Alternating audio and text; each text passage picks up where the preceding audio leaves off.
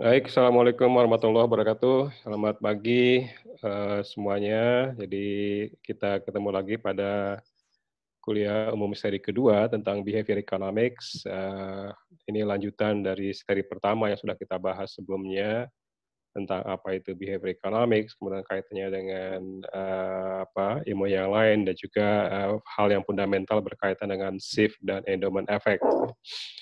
Nah, pagi ini atau hari ini kita akan lanjut ke pembahasan berikutnya berkaitan dengan prospek teori yang dalam bahasa awalnya sebenarnya value theory oleh Kahneman dan Tversky dan berkaitan dengan Weber-Wechsner, jadi karena orang Jerman dibacanya Weber.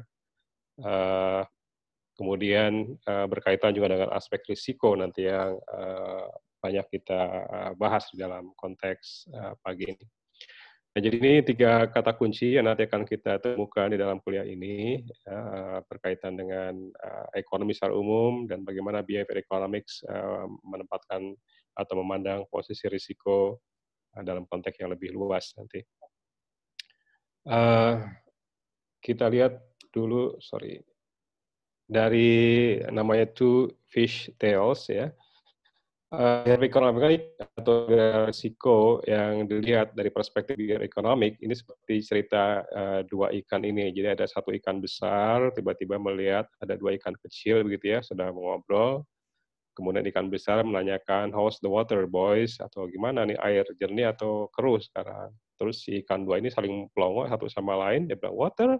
What water? Ya, karena mereka sudah biasa di dalam air, jadi ketika ditanya tentang air, mereka bingung, air apa katanya begitu ya. Artinya sama juga dengan behavior economics, mungkin karena kita tidak paham atau sudah terbiasa sehari-hari apa itu behavior economics, atau apa risiko, apa itu prospek teori, mungkin juga kita tidak terlalu karena mungkin sudah menjadi bagian sehari-hari.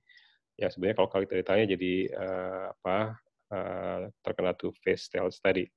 Nah, intinya adalah bahwa once kita melihat ini sebagai fenomena sehari-hari, ini dalam bahasa hukum Weber dan Wechsler tadi, yang disebut dengan just noticeable differences, atau nanti kita bahas lebih detail apa itu GND. Ya. Jadi ini akan kita bahas pada pagi ini. Nah, ini bermula dari gambling, sebagaimana atau puzzle ya, bukan gambling, bermula dari puzzle, bagaimana kita memandang risiko ya. Sering kita lihat bagaimana banyaknya calon caleg atau calon pemimpin daerah bertebaran di mana-mana, pasang baliho dan seterusnya. Dan Las Vegas meskipun tahu orang di sana tidak akan menang berjudi di Las Vegas, tetap aja berjudi di sana. Kemudian juga fenomena sehari-hari yang kita membeli asuransi dan juga berkaitan dengan pengamanan terhadap risiko dan seterusnya. Nah, kemudian ini yang disebut dengan GND nanti adalah berkaitan dengan pemberian bobot atau pertimbangan yang lebih besar kepada hal-hal yang sebenarnya sangat kecil. Nah, ini yang menjadi puzzle di dalam konteks behavior economics, karena di dalam neoklasikal ini dianggap sebagai hal yang biasa saja. Kalau gambling masuk ke dalam nanti teori von Neumann Morgenstern teori, kemudian asuransi dianggap sebagai hedging terhadap risiko, ya, kemudian juga bobot pengambilan keputusan itu hanya dianggap sebagai bobot yang biasa saja ya. Oleh karena itu ini tidak menjadi perhatian khusus dalam neoklasik, tapi menjadi perhatian menjadi tersendiri di dalam behavior economics.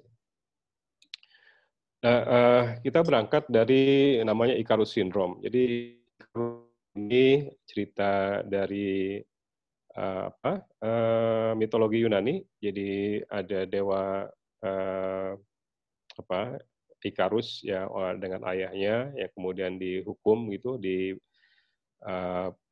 dikucilkan dalam sebuah pulau, tapi kayak ayahnya ini adalah seorang yang jenius, dia bisa membuat segala macam artistik, sehingga untuk keluar dari pulau itu ya dia membuat sebuah sayap yang sayap itu digunakan untuk keluar dari pulau dengan menggunakan wax atau lilin gitu ya. Tapi juga terbuat dari feather atau bulu yang halus. Jadi dengan sayap itu keduanya bisa keluar dari pulau yang terpencil sebagai hukuman tadi. Nah, tapi di dalam ketika sayap ini sudah selesai, ya satu dibuat untuk Ikarus, yang satu lagi dibuat untuk ayahnya, ya keduanya kemudian berusaha terbang, tetapi ayahnya mengatakan kepada Ikarus, sayap ini sangat fragile atau sangat rapuh, jadi kalau kamu terbang terlalu tinggi mendekati sinar matahari, maka karena dia terbuat dari lilin, maka dia akan meleleh. Ya, karena ketika meleleh jatuh ke laut, kemudian karena itu terbuat dari feather atau bulu, maka dia juga akan tidak kuat sehingga bisa tenggelam. Nah, jadi keduanya kemudian terbang dan pada saat Icarus ini enjoy dengan sayapnya tadi, dia menikmati luar biasa dan kemudian overconfident, dia mengabaikan peringatan ayahnya tadi, mengambil risiko untuk terus naik mendekati sinar matahari, ya. Nah, sehingga kemudian ketika terlalu dekat dengan sinar matahari tadi, wax atau lilinya meleleh, menyebabkan dia jatuh ke laut dan mati karena overconfidence tadi. Nah, di dalam politik, ekonomi, sosial, ini kita sebut sebagai Icarus peringatan ya, atau overconfidence ya, atau terlalu excited dengan keyakinannya sendiri, sehingga kemudian berakibat cukup fatal terhadap yang dilakukan.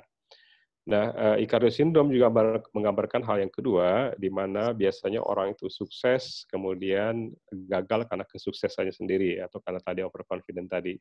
Di banyak perusahaan-perusahaan seperti itu, dia Nokia, kemudian BlackBerry, ya, itu juga terkena Icarus Syndrome. Ya, dulu mereka overconfidence, ya, bahwa tidak akan ada saingan lagi terkait dengan smartphone.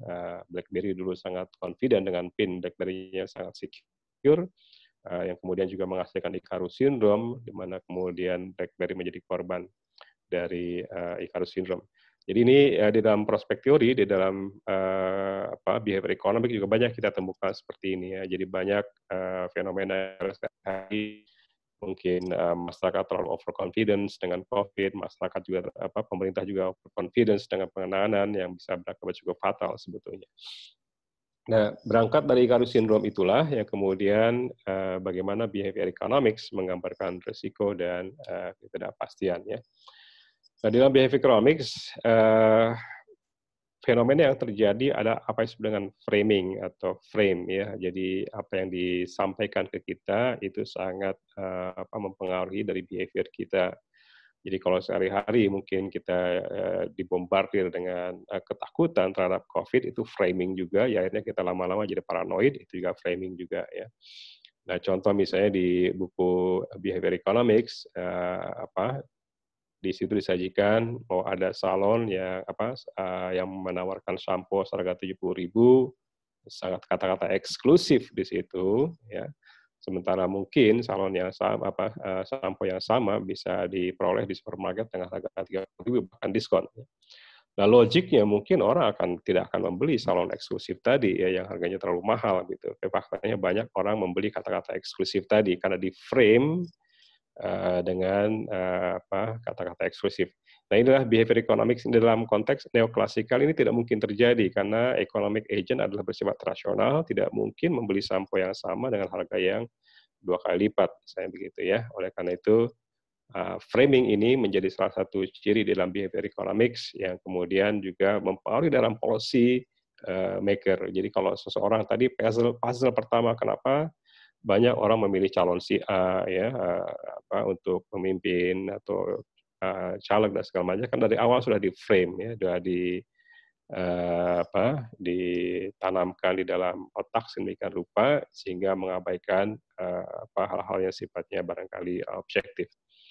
Nah, framing ini menjadi titik kritis di dalam behavior economic karena kemudian seperti Icarus Syndrome tadi, karena di frame dia bahwa dia overconfident, bahwa dia safe untuk terbang ke atas yang mengakibatkan cukup fatal ya.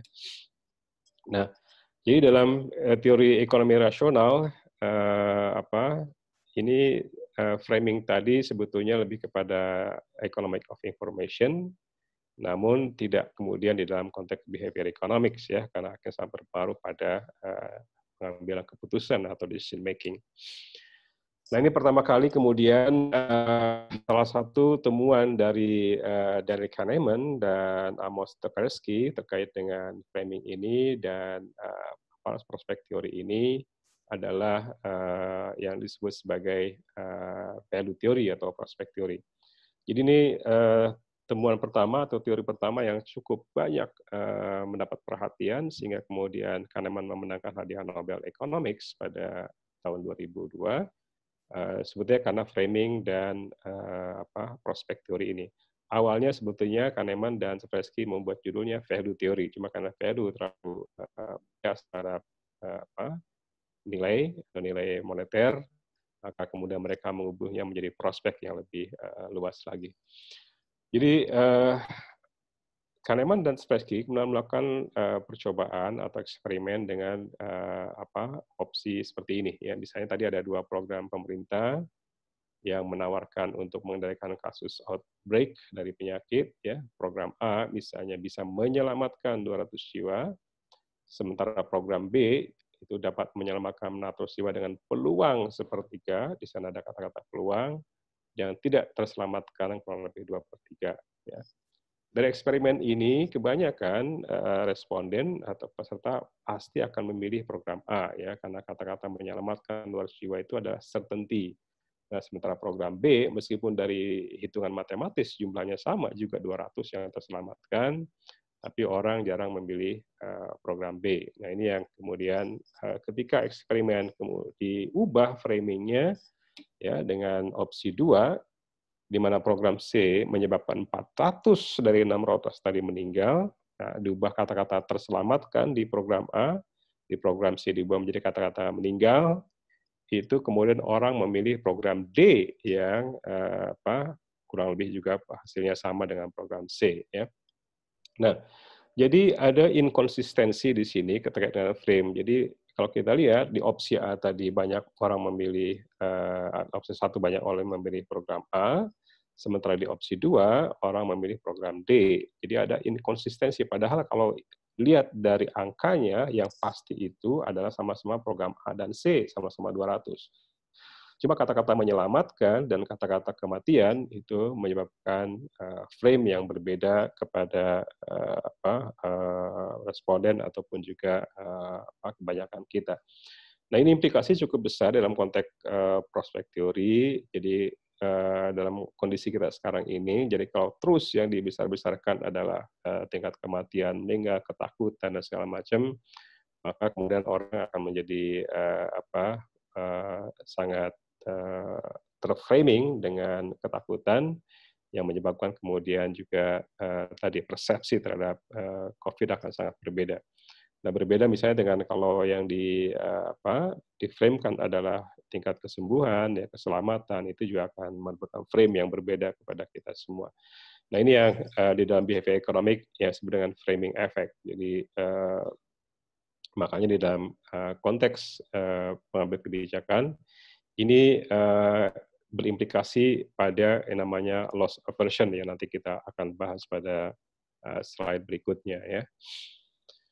Nah, kenapa ini kita harus kita lihat secara spesifik apa yang membedakan dengan neoklasikal misalnya, karena dalam framing effect ini ada kombinasi dari keyakinan tadi yang tidak ada di dalam fungsi utility, ya, kemudian ada juga terkait dengan nilai, ya, sikap, kemudian mental model, yang sebetulnya adalah nanti dalam kuliah berikutnya kita akan bahas lebih detail berkaitan dengan planners dan doers. Ya.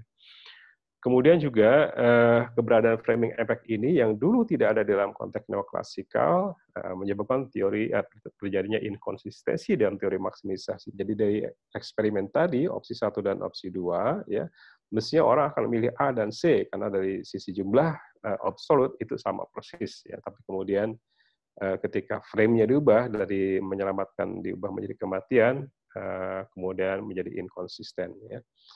Ya, kemudian ini juga dilihat sebagai bukan hanya aspek psikologis, tapi berimplikasi pada decision frame atau decision maker conception of the act namanya ya. Yang kemudian juga outcome yang dihasilkan ini contingent tergantung dari choice atau pilihan yang kita lihat. Jadi kalau kita bandingkan dengan utility maximization, framing ini tidak ada dalam konteks pilihan, ya, yang ada adalah constraint yang batas semata-mata aspek ekonomi. Itu tadi antara cost dan benefit. Nah, sementara dalam behavior economic ini masuk ke dalam konteks mental modeling namanya, ya. Baik, kita lanjutkan. Ya, jadi kalau kita lihat di dalam neoklasik itu kita mengenal rules of the games atau aturan atau hukum emas yang mengatakan misalnya optimisasi dan sebagainya itu harus mengikuti kaidah-kaidah neoklasik, ya. Misalnya kalau profit maximizing bahwa marginal revenue harus sama marginal cost atau price sama dengan marginal cost dan sebagainya. Nah, kemudian ini oleh Kahneman dan Tversky dibenturkan, banyak kemudian faktanya perusahaan juga tidak melakukan hal seperti itu. Kemudian Gary Becker juga dari Chicago School yang menawarkan Theory of Human Capital Formation namanya. Gary Becker mengatakan dalam ekonomi klasik atau neoklasik biasanya pilihan itu fungsi dari variabel yang akan berpengaruh terhadap pilihan kita, ya. Jadi misalnya tadi kalau kita memilih sekolah tentu tergantung dari biaya dan sebagainya.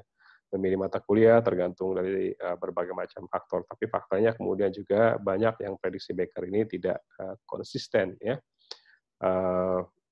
Jadi kebanyakan orang menikmati kuliah atau memilih mata kuliah ya memang karena senang dengan mata kuliah itu saja. Barangkali tidak berpikir akan apakah itu berguna pada pekerjaan di kemudian hari atau segala macam, ya. Mungkin Anda juga ikut kuliah pagi ini, mungkin tidak ada kaitannya dengan pekerjaan Anda di kantor masing-masing, tapi ya tadi ada utility yang lain atau ada prospek yang lain. Oh, saya ingin mencari ilmu atau saya ingin mengetahui sesuatu yang baru dan segala macam. Nothing to do dengan profit maximizing atau optimization. Ya, ini yang kemudian di dalam behavior economic berbenturan. Jadi ada departing point yang membedakan antara behavior economic dengan neoclassical economic. Gitu. Dan ini kemudian muncul sebagai prospek teori atau teori value atau teori prospek. Prospek teori ini sebetulnya pertama kali dikembangkan oleh Neil Bernoulli ya, di Prancis tahun 1738, jadi sudah cukup lama sebetulnya. Nah, ini pertama kali sebenarnya konsep risk aversion dikenalkan oleh Bernoulli. Jadi Kahneman dan Amos Tversky itu mengembangkan teori yang dikembangkan oleh Neil Bernoulli tahun 1738. Pada waktu itu Bernoulli membuat postulat atau hipotesis yang belum disebut utility, tapi sebagai happiness. Jadi kalau kita terjemahkan ke dalam kurva neoklasik itu setara dengan utility. Nah, awalnya Bernoulli menganggap ini sebagai hubungan antara happiness dengan wealth, ya, begitu. Nah, jadi kurvanya di sebelah kanan. Jadi kalau kita lihat menurut kurva Bernoulli ini bahwa semakin tinggi tingkat kemakmuran seseorang, ya mungkin kebahagiaannya akan memiliki fungsi logistik seperti ini, ya. Jadi penambahan tadi misalnya 10 juta pada wealth yang rendah, ya misalnya petani atau tukang beca atau tukang ojek, itu memberikan kebahagiaan yang luar biasa bagi mereka ketimbang 10 juta yang sama bagi seorang tadi yang kekayaannya 1 triliun, ya, yang kemarin sudah kita dengar sama-sama di media massa misalnya. Bagi mereka itu penambahan wealth-nya kecil sekali. Jadi kalau kita lihat delta di sini sangat kecil dibandingkan delta sini. Makanya kemarin kita HPWD membagi-bagikan sembako itu persis kita lihat bagaimana prospek teori ini bekerja, ya, dari sisi empirical test. Tukang beca dan tukang ojek online kita beri yang sembako mungkin harga 30.000, 50.000, tapi happiness mereka luar biasa. Tapi 30.000 atau 50.000 itu kita berikan kepada dosen dengan gaji yang sudah 50 juta misalnya, tidak ada apa-apanya di sana, ya, bagian sangat sedikit. Nah, inilah kemudian yang oleh Bernoulli disebut sebagai diminishing sensitivity. Jadi bukan marginal utility, tapi diminishing sensitivity. Nah, sensitivitas terhadap stimulus tadi antara sama-sama exactly 10 juta itu dipersepsikan berbeda, ya, karena tadi ada penurunan sensitivitas ketika wealth meningkat. Nah, berangkat dari kurva inilah yang kemudian Kahneman dan Tversky mengembangkan konsep yang disebut dengan loss aversion, yang kurva ini menjadi sangat terkenal yang menyebabkan mereka memenangkan hadiah Nobel ya. Jadi Tversky kemudian meninggal lebih dulu sehingga Nobel ini dihadiahkan kepada Daniel Kahneman. Nah, prinsipnya sama persis dengan yang Bernoulli, cuma di balik sekarang posisinya bukan hanya gain tapi juga ada loss di sana. Nah, Kahneman dan Tversky melihat persepsi gains dan loss ini dalam konteks happiness atau utility yang berbeda. Jadi kalau kita lihat di vertikal aksis atau sumbu vertikal adalah positive utility atau more utility, dan di bawah negatif aksis vertikal adalah less utility. Nah, sementara di horizontal itu berkaitan dengan gain dan loss. Jadi kalau kita lihat di sini, kalau kita dapat honor 1 juta misalnya, itu dipersepsikan utility-nya atau happiness-nya mungkin sebatas ini saja, jarak dari titik 0 ke titik perpotongan kurva ini. Ya.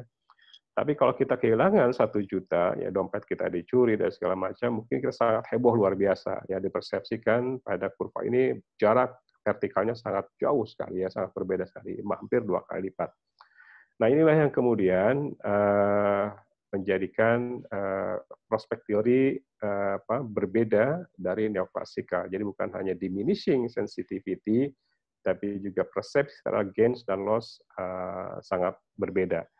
Nah, Kahneman dan Tversky kemudian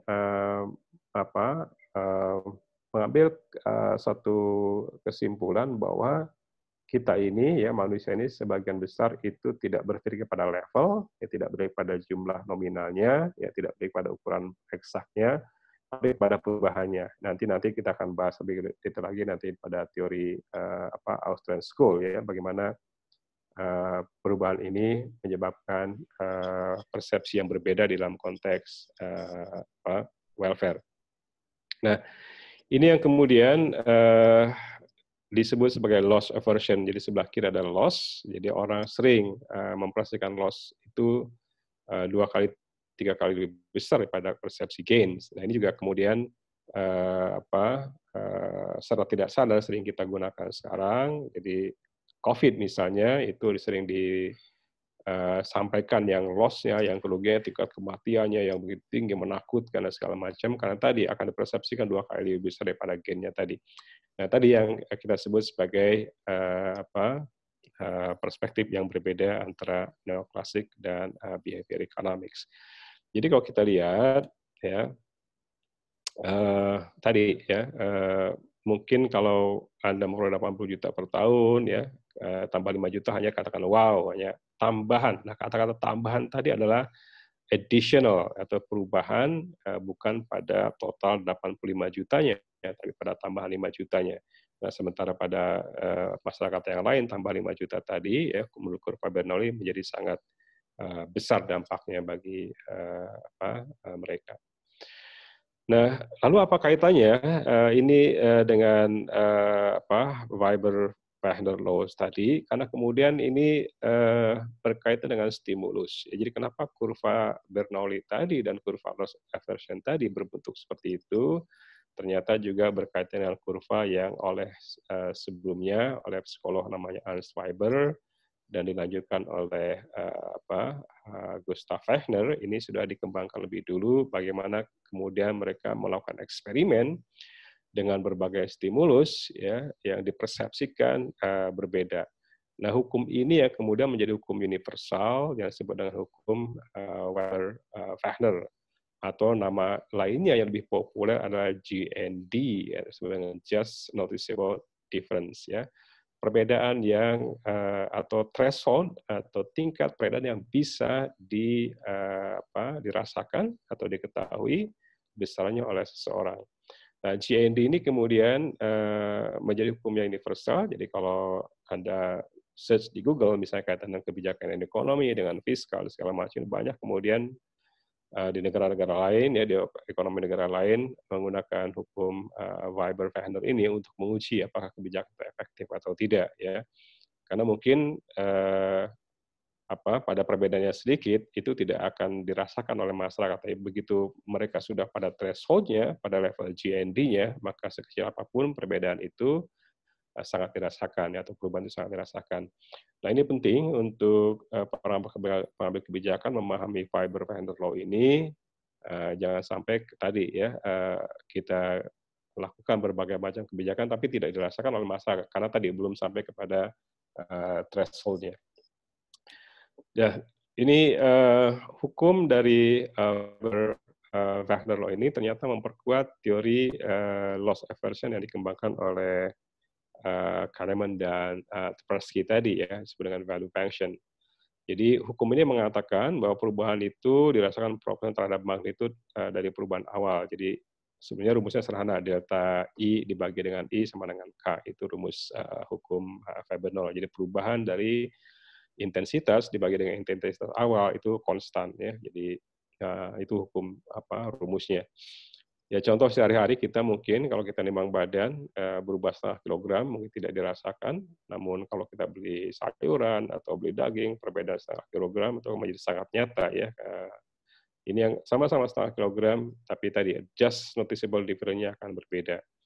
Nah sama juga dalam kehidupan sehari-hari dari mulai yang mikro ya sampai ke hal yang besar.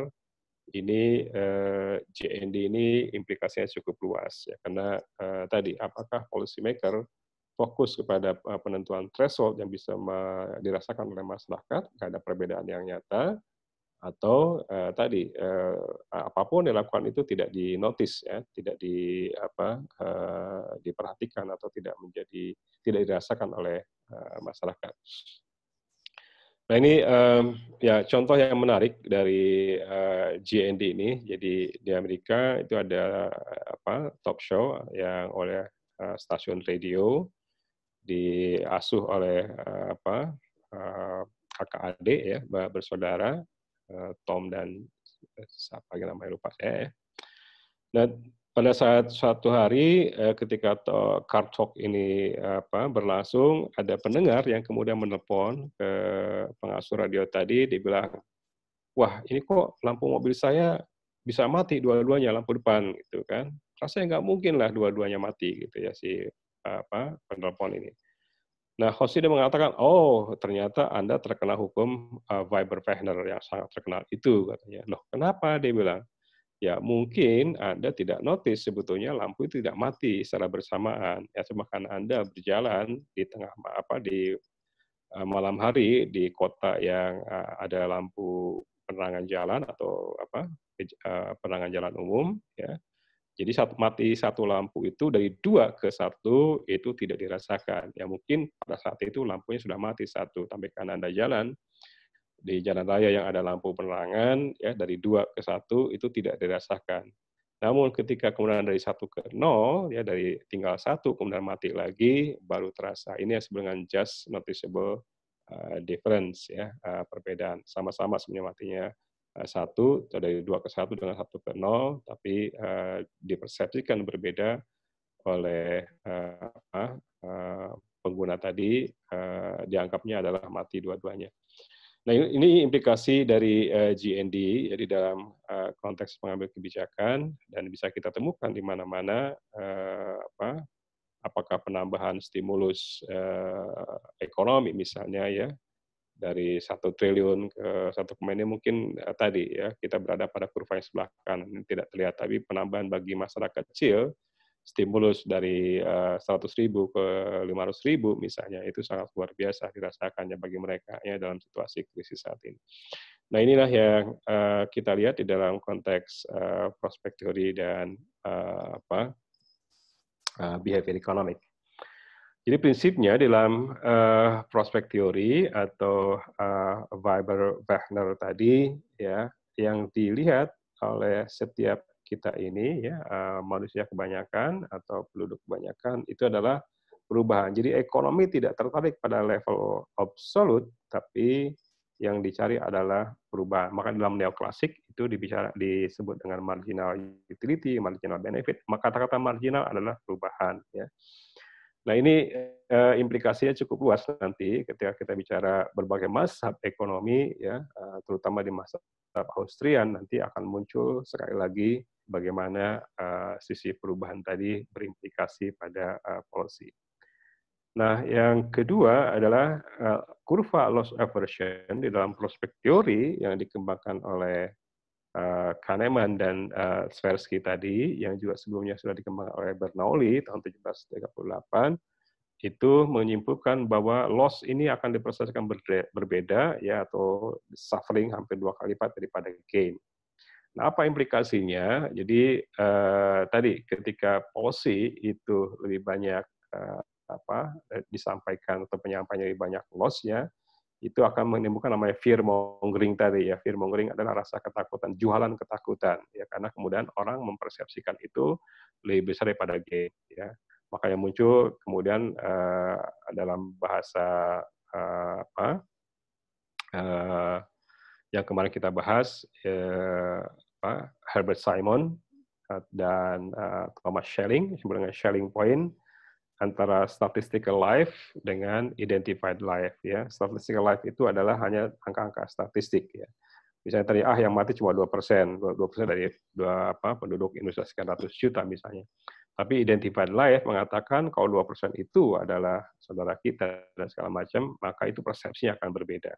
Nah ini yang implikasi antara keterkaitan dari perspektif Schelling point atau Thomas Schelling tadi antara statistical life dan identified life itu nyambung dengan teori value theory atau reflect theory yang dikembangkan oleh Kahneman dan Tversky. Nah, fenomena yang kemudian disebut dengan loss aversion. Jadi di dalam behavior economic banyak kemudian cabang-cabang dari loss aversion ini ya, termasuk kaitan dengan waktu menunggu. Jadi banyak orang tuh nggak betah dengan menunggu, sehingga meskipun barangkali servis yang dirasakan sama, tapi ketika dia harus menunggu itu akan menimbulkan aversion ya, keengganan atau ketidaksabaran dan sebagainya. Nah, ini berimplikasi juga pada berbagai macam policy yang dibanyak oleh pemerintah, apakah kita harus memberikan cash atau memberikan voucher, kemudian memberikan antrian dan segala macam. Ini semua implikasinya ke sana. Jadi bagi orang yang paham dengan behavior economic itu harus hati-hati memilih policy yang tepat. Jangan sampai menimbulkan loss aversion tadi ya, karena ini akan menimbulkan fenomena yang berbeda ketika satu kebijakan dan kebijakan lain yang disampaikan oleh pemerintah dipersepsikan berbeda oleh masyarakat. Ya. Nah, yang keempat, loss aversion ini memang menjadi salah satu tool yang sangat powerful dalam behavior economics yang kemudian tadi di dalam konteks policy itu dikembangkan dalam bentuk nudge, ya dalam bentuk dorongan, di mana sehingga orang tidak sebelum terserang loss aversion itu mereka sudah mengalami level threshold just noticeable difference ya, karena bagaimanapun juga loss aversion ini sangat sensitif. Jadi kalau bagi pengambil kebijakan atau bagi kita, sebab kalau kita terkena loss aversion ini menjadikan tadi apakah kita berada pada fear mongering atau tidak menerima kebijakan secara utuh gitu ya.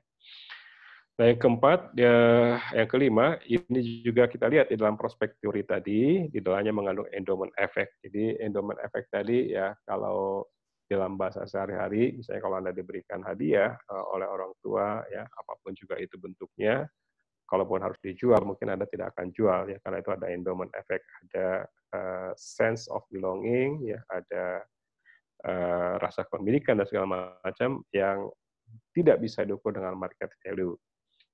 Nah, sama juga kenapa tadi ada loss aversion, ya karena ini loss aversion yang mengandung endowment effect di dalamnya ya. Jadi kehilangan satu orang dengan penambah satu orang itu dipersepsikan berbeda ya. Ini bagian kedua dari behavior economic yang sangat fundamental ya, selain ada shift dan endowment effect, juga ada namanya prospek teori yang berkaitan dengan risiko, sebenarnya bagaimana kita menyikapi risiko ya, yang kemudian juga berimplikasi pada policy yang lebih besar karena adanya loss aversion yang ditimbulkan dari framing ya, dari framing itu ya susah dalam bahasa Indonesia ya, framing ya seperti framing lah yang harus kita pahami bersama. Jadi ini secara umum ya mengenai topik kedua yang kita bahas pada pagi ini di behavior economic. Nah ini kita berkaitan nanti dengan bagian yang ketiga mengenai perencanaan, ya terutama daya sekolah perencanaan atau ya untuk fenomena sehari-hari antara planners dan doers, bagaimana kemudian mereka mempersepsikan loss aversion, mempersepsikan framing ini dengan cara yang berbeda sebagai seorang perencana dan seorang pekerja. Ya. Jadi itu saja sebagai pengantar diskusi kita. Jadi saya stop dulu sampai sini. Ya. Assalamualaikum warahmatullahi wabarakatuh.